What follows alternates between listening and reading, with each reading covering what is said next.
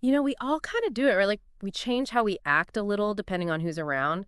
But what if you had to do that all the time? Like really put on a performance just to get by? That's the reality for a lot of high masking autistic folks. And that's what we're diving into today. It's a really fascinating area, yeah, because you've got this seeming contradiction. They're masters of blending in, yet there's this deep desire for authenticity. It's kind of paradoxical. Camouflage. Hmm. That's a good word for it. They're adapting to an environment that doesn't always feel natural. So before we get too far, when we throw around this word masking, Yeah. what are we actually talking about behavior-wise?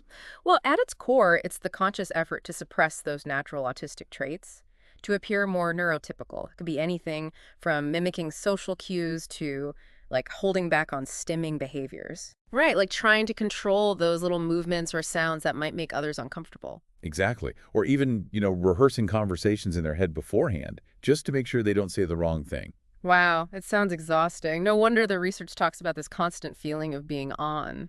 Yeah, like any performance, it takes a toll. Our sources point to three big reasons why someone might mask. The first one's simple: social acceptance. We all want to belong, right? Totally. It's human nature. Then there's the fear of negative attention. Sadly, being different can make you a target. And lastly, there's this pressure, often unspoken, to just conform to cultural norms. Don't rock the boat, as they say. But what if you're stuck on a boat that doesn't even feel right? That's just it. And that's where the consequences come in. We're not just talking about being a little tired here. This is serious burnout we're talking about. It's like running a marathon every single day. Eventually, your body's going to give out.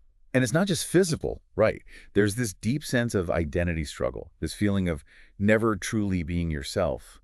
And unfortunately, it can even lead to some serious mental health issues: anxiety, depression, even isolation. And that's despite being surrounded by people. Man, that's heavy. So you mask to fit in, but the act of masking makes you feel even more alone. It's a vicious cycle. And this is where it gets really interesting to me. Our sources keep highlighting this link between high masking and this deep, almost primal desire for truth. If you're constantly adjusting your outward self, why would truth be so important? What's the connection there?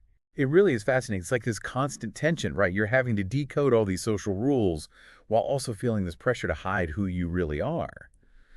And I think all that analysis, that search for what's real in a world that could feel so confusing, Yeah. it kind of fuels this deep appreciation for authenticity. So it's almost like they've developed this heightened sense of what's true and what's not just by having to navigate all that social complexity. Exactly. And our sources talk about how this manifests in some pretty specific ways. For example, this aversion to white lies that we all kind of do, right? Those little social niceties. They could be frustrating for anyone, but for someone who spent years like overanalyzing every social interaction, it can be almost jarring, like a breach of trust almost. So no more, oh yeah, I'm fine, when you're actually having a terrible day. Well, it's not quite that simple. It's more about recognizing that for a lot of these individuals, direct communication, even if it's a little uncomfortable, might feel more honest and respectful than trying to sugarcoat things. Just be real with me, basically. I can get behind that. What about other ways this truth-seeking comes up? Well, one of the big ones is this desire for authenticity in relationships. And again, it's not about being brutally honest all the time. It's more about craving that genuine connection that goes beyond just surface level chit chat. Quality over quantity when it comes to friends, huh? Exactly. A few deep, meaningful relationships over 100 superficial ones. It kind of reminds me of that saying, be who you are and say what you feel, because those who mind don't matter and those who matter don't mind. I love that. And it speaks to another aspect of this, the passion for advocacy that you see in a lot of high-masking autistic individuals. Having lived through those struggles of being misunderstood, they often become these incredible advocates for neurodiversity. They're using their experiences to try to create a world where others don't have to go through the same thing. Turning their challenges into change, that's powerful stuff. It really is. And another interesting connection our sources highlight is this link between masking and this appreciation for logic and systems. Remember how we were talking about them overanalyzing social situations? Well, that same kind of analytical thinking can draw them to things like science, math, technology areas where there's clear rules, predictable outcomes. So while the social world might feel chaotic and unpredictable, these other areas offer a sense of order and control. Exactly. It's about finding comfort and clarity in systems that make sense to them. It's almost like they've had to build their own internal compass to navigate a world that doesn't always feel navigable. But I imagine all of this, the masking, the analysis, the pressure to conform, it's got to take a toll, not just mentally and emotionally, but physically too, right? So we've been talking about how much masking takes out of you. Is the answer just to stop masking completely, or is there more to it?